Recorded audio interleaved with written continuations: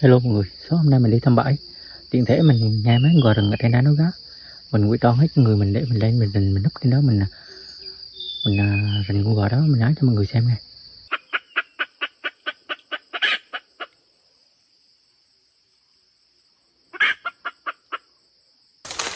Dính không đâu mọi người.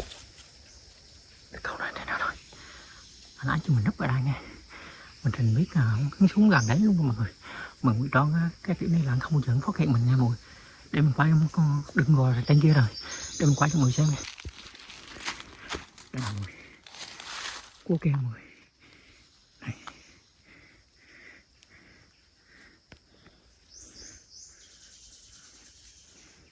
Và mấy tơ nha mọi người. Cứ này.